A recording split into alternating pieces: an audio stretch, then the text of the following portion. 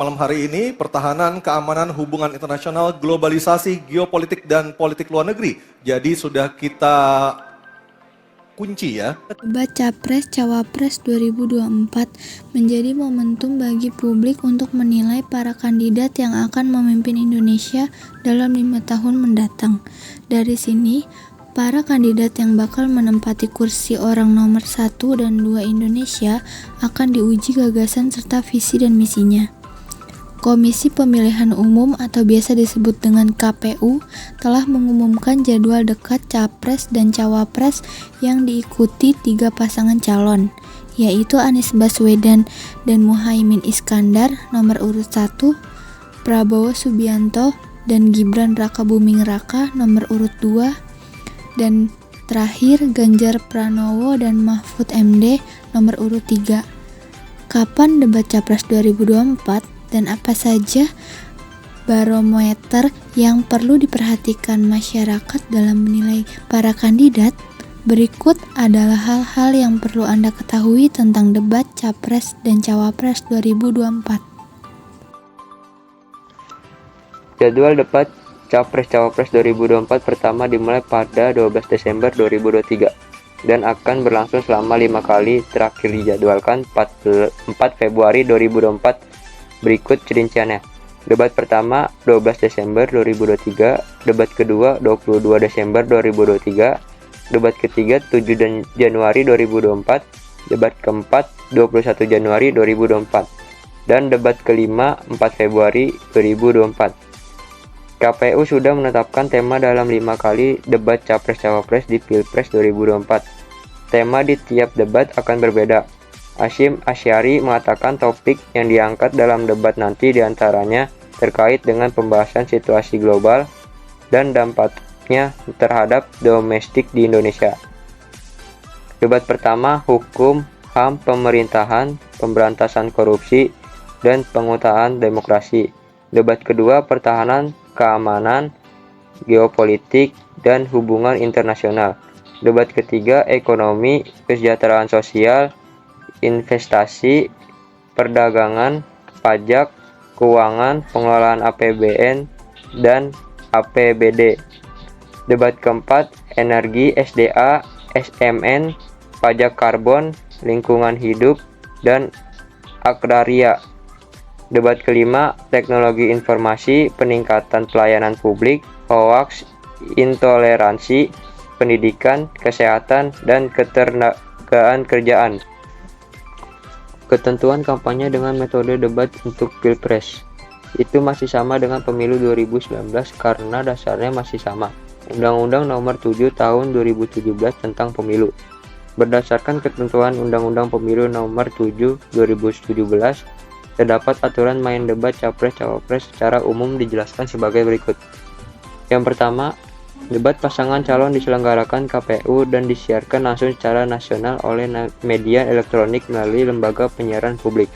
Yang kedua, moderator debat pasangan calon dipilih KPU dari kalangan profesional dan akademisi yang mempunyai integritas tinggi, jujur, simpati, dan tidak memihak kepada salah satu pasangan calon. Pemilihan moderator harus disetujui pasangan calon. Yang ketiga, selama dan sesudah bergabung debat pasangan calon, moderator dilarang memberikan komentar, penilaian, dan simpulan apapun terhadap penyampaian dan materi dari setiap pasangan calon.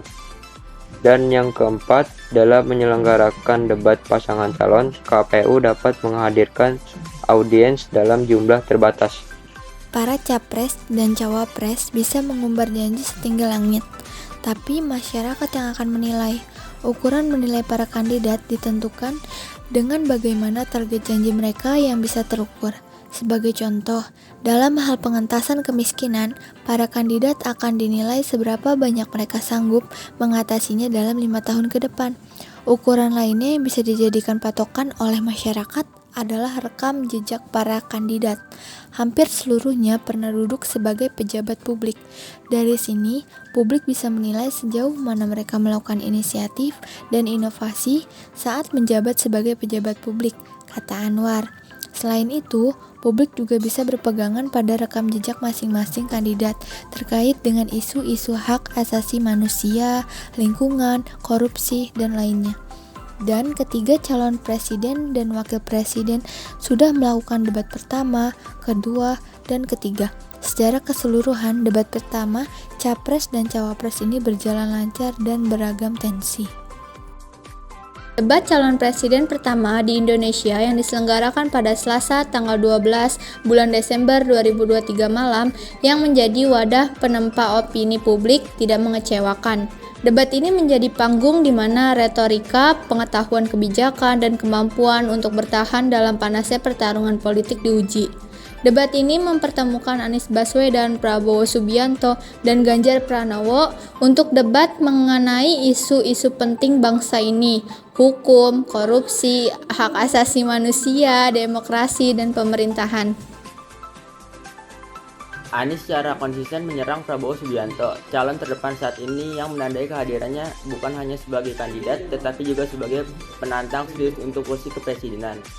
Anies mengambil sikap yang kuat terhadap kondisi demokrasi di Indonesia, mengkritik menurunnya kepercayaan publik terhadap partai politik dan menyuarakan isu-isu yang lebih luas tentang kebebasan. Prabowo di sisi lain tampak berada di posisi bertahan sepanjang debat. Upaya ketiganya untuk merebut kursi kepresidenan syarat dengan beban berat dari karir militernya pada masa lalu dan hubungannya dengan pemerintahan saat ini. Rumit bagi para pemilih karena Prabowo berada di tengah-tengah antara mengklaim warisan Jokowi dan menyampaikan agendanya.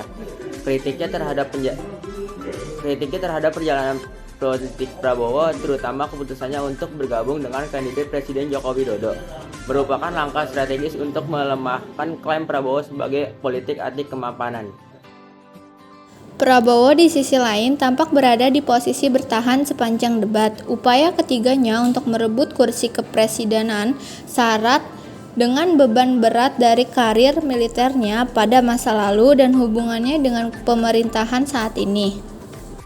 Tiga calon wakil presiden telah menyelesaikan debat kedua Cawapres pada Jumat tanggal 22 bulan Desember 2023 di Jakarta Convention Center atau biasa disebut dengan JCC Senayan, Jakarta Selatan.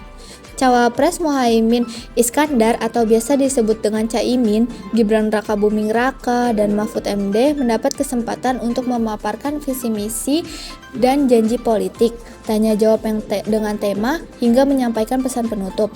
Debat Cawapres yang berlangsung selama 120 menit tersebut berjalan lancar. Secara garis besar, tema debat Cawapres membahas soal ekonomi, baik itu ekonomi kerakyatan, ekonomi digital, keuangan, investasi pajak, perdagangan, pengelolaan APBN sampai APBD, infrastruktur, dan perkotaan.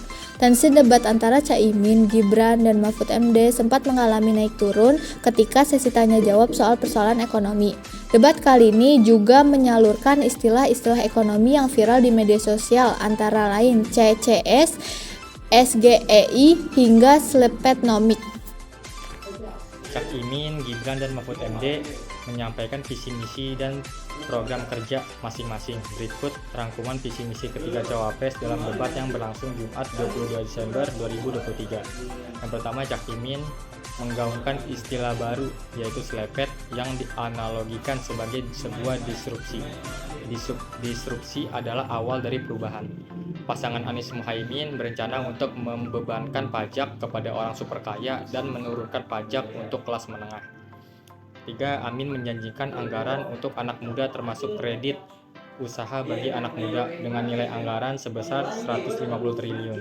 Yang kedua, visi misi Gibran Rakabuming yaitu berjanji melanjutkan program pemerintahan Joko Widodo yaitu hilirisasi dan ibu kota Nusantara yaitu IKN. Indonesia perlu memiliki talenta masa depan di bidang teknologi digital. Keahlian anak muda yang dimaksud Gibran salah satunya anak muda yang ahli dalam kripto, ahli artificial intelligence, ahli blockchain, ahli robotik, dan ahli perbankan syariah. Yang ketiga, Prabowo Gibran ingin akses logistik ke seluruh Indonesia agar bisa menekan biaya pengiriman dan menarik investor ke tanah air. Yang ketiga, visi misi Mahfud MD yaitu Mahfud MD meyakini pertumbuhan ekonomi 7% setahun bisa diraih apabila korupsi bisa diberantas di Indonesia. Mahfud MD menyebutkan kasus pinjaman online atau pinjol ilegal merupakan kasus problematik dampak dari maraknya kasus pinjol ilegal, bahkan ada yang sampai bunuh diri. Yang ketiga, Mahfud MD mengungkapkan ratusan hektar tanah di ibu kota negara, yaitu IKN, dikuasai hanya segelintir pengusaha. Pada tanggal 7 Januari 2024 dilaksanakan debat calon Presiden Republik Indonesia ronde ketiga dengan tema pertahanan, keamanan, hubungan internasional, dan geopolitik. Tema yang sangat penting di tengah gejolak keamanan dunia saat ini.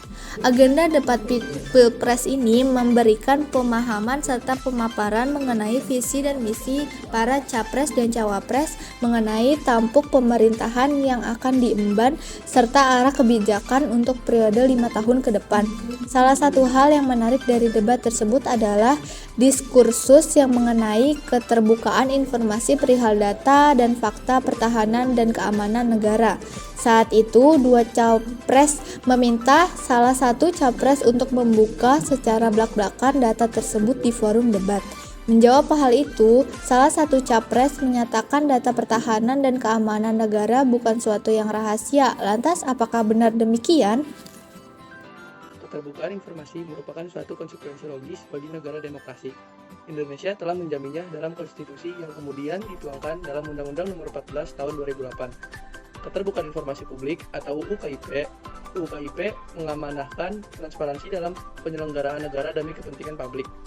Informasi publik didefinisikan sebagai informasi yang dihasilkan, disimpan, dikelola, dikirim, dan atau diterima oleh suatu badan publik yang berkaitan dengan penyelenggara negara dan pemerintahan yang berkaitan dengan kepentingan publik. Meski telah diamanahkan dan dijamin oleh UU KIP bahwa seluruh badan publik wajib membuka akses informasi bagi setiap pemohon informasi publik, tetapi terdapat pengecualian terhadap informasi yang bisa diakses oleh masyarakat luas karena berpotensi membahayakan pertahanan dan keamanan negara. Hal ini sebagaimana diatur dalam ketentuan pasal 17 huruf C UU KIP. Terdapat 7 poin sebagai berikut. 1. Informasi tentang strategi, intelijen, operasi, taktik, dan teknik yang berkaitan dengan penyelenggaraan sistem pertahanan dan keamanan negara meliputi tahap perencanaan, pelaksanaan, dan pengakhiran atau evaluasi dalam kaitan dengan ancaman dari dalam atau luar negeri. 2. Dokumen yang memuat tentang strategi, intelijen, operasi, teknik, dan taktik yang berkaitan dengan penyelenggaraan sistem pertahanan dan keamanan negara yang meliputi tahap perencanaan, pelaksanaan, dan pengakhiran atau evaluasi. 3. Jumlah komposisi, disposisi, atau dislokasi kekuatan kemampuan dalam penyelenggaraan sistem pertahanan dan keamanan negara serta rencana pengembangannya. 4. Gambar dan data tentang situasi dan keadaan pangkalan atau instalasi militer. 5. Data perkiraan kemampuan militer dan pertahanan negara lain terbatas pada segala tindakan atau indikasi negara tersebut yang dapat membahayakan kedaulatan negara Kesatuan Republik Indonesia, atau data terkait kerjasama militer dengan negara lain yang disepakati dalam perjanjian tersebut sebagai rahasia atau sangat rahasia. 6. Sistem persandian negara. 7. Sistem intelijen negara. Data-data tersebut termasuk data konfidensial yang secara teknis hanya dapat dibuka oleh orang-orang yang sudah disumpah jabatan serta memiliki kompetensi dan keahlian untuk mengelola data tersebut. Terdapat banyak potensi bahaya apabila data-data konfidensial itu bocor ke tangan pihak-pihak yang tidak bertanggung jawab, baik itu pihak dalam negeri maupun pihak asing. Kebocoran data pertahanan negara sangat potensial mengancam kedaulatan suatu negara, terlebih apabila dipaksakan harus dibuka di forum debat pilpres semacam ini yang tentunya diperhatikan oleh banyak stakeholder dunia. Penyalahgunaan informasi rahasia negara tersebut sangatlah mungkin terjadi. Masyarakat Indonesia diharapkan mampu menjadi smart voters yang tetap melakukan cross-check fakta, data, dan regulasi yang ada agar tidak menimbulkan logical fallacy.